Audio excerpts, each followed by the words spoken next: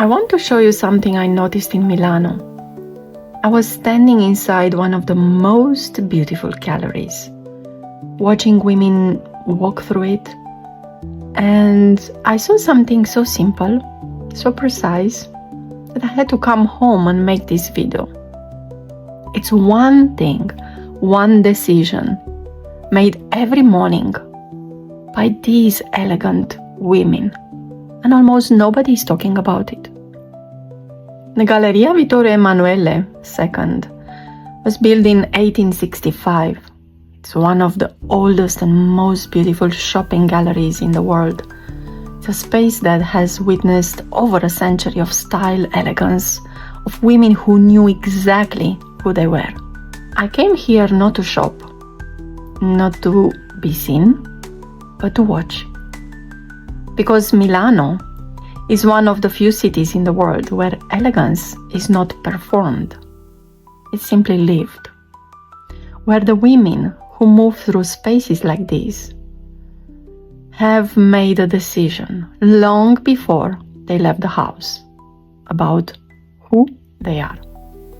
And I wanted to understand that decision. What I found was not what I expected. It was not about price, not about brand, not about age or body or any of the things that fashion industry tells us elegance is about. It was about one thing. One single, precise, completely achievable thing. But I'm going to make you wait for it, because to understand the answer, you first need to see what I saw. The women who stopped me, who made me look twice, who left something in the air after they have passed, were not the most expensively dressed. They were not wearing the most. They were not the youngest. They were not the most conventionally beautiful. But they shared something. Something you could feel before you could name it. They were still. Not physically still, but internally still. As if they had made their decision this morning and they were completely at peace with it. They were not adjusting, not checking, not performing for anyone. They were simply present. And when I looked more carefully at what they were wearing, I noticed something. Every single one of them had one piece, one extraordinary piece. Something with color, with story, with a quality that could not be replicated on a mass production line. And everything else they wore was in service of it. Their outfit was not a collection of things that matched. It was composition, built around one true thing. One piece chosen first. Everything else chosen because of it. This is the decision. This is the one thing. They do not dress around a life. They dress from one. Let me show exactly what I mean. Watch this lady. Gray suit. Wide leg trousers. Nothing competing. Nothing loud. And then look closer. Pink and fuchsia and deep purple blue anemones blooming across the silk. Color that does not ask permission. Joy that does not wait for a special occasion. This scarf was chosen first, before the suit, before the shoes, before anything. She held it. She felt it. And then she asked one question. What does this need around it to be fully seen? The answer was immediate. Silence. So she chose gray, the most generous silence in the entire color world. A canvas that steps back completely and says, I'm here only to make you visible. No jewelry, no pattern, no competing color, just space. And into that space, burst of joy arrived. The gray does not diminish the scarf, it amplifies it. That is the secret of wearing color with courage.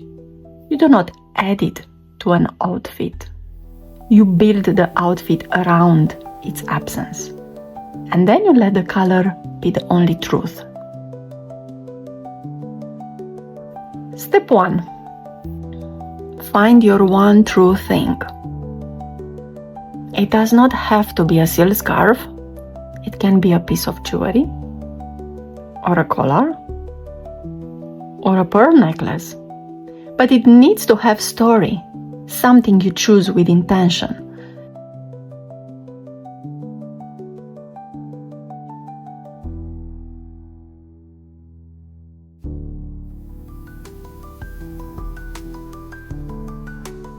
Something that when you hold it, makes you feel instantly like yours and like yourself.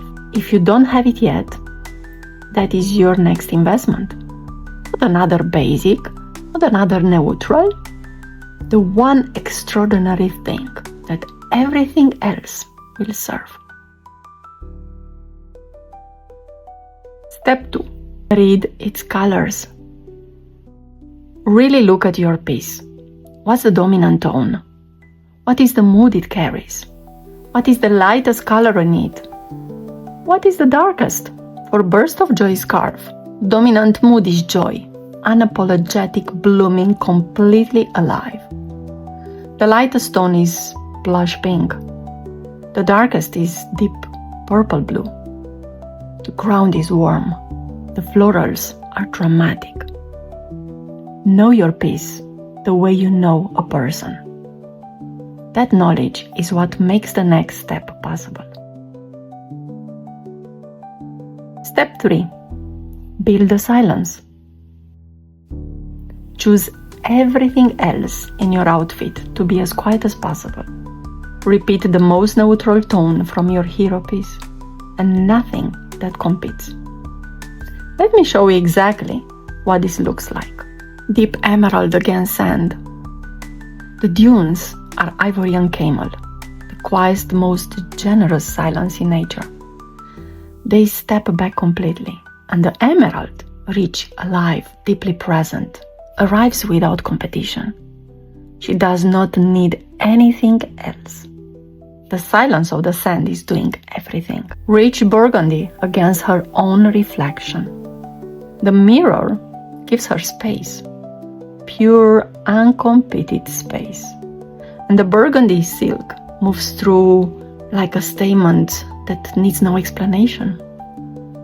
When the fabric is this rich, this deep, this alive, the silence around it is not emptiness, it's respect. For burst of joy, gray, because gray is the most generous silence in the color world. One rule. 3 completely different ladies. 3 completely different colored worlds. The silence is always different, but the principle is always the same. Find the quietest thing that serves your one true piece and wear only that. When you dress this way, something shifts. You stop getting dressed and you start composing. Every morning becomes a small act of intention, a quiet declaration of who you are that day. Not performing for anyone. Simply present. Simply yourself. Simply the most elegant woman in any room you enter. Every piece I create at RALUFINEART begins with one question. What story does this carry? Not what is trending, not what will sell, but what feeling is too precise to leave undescribed. What place, what emotion, what moment in a real human life deserves to be held in silk? Burst of Joy was born from the spontaneous beauty of blooming anemones. Flowers that don't coordinate, they don't plan, they don't ask permission, they simply burst. Designed in Belgium, brought to life in Italy. Made slowly, personally, with devotion for time, beauty, and intention. This is not silk. It's emotion crafted, made tangible. A memory made wearable. A legacy worn close to the heart. I would love to know, do you have a piece like this? A piece you always build around. A piece that, when you hold it, makes you feel instantly like yours and yourself. Tell me in the comments. I read every single one personally.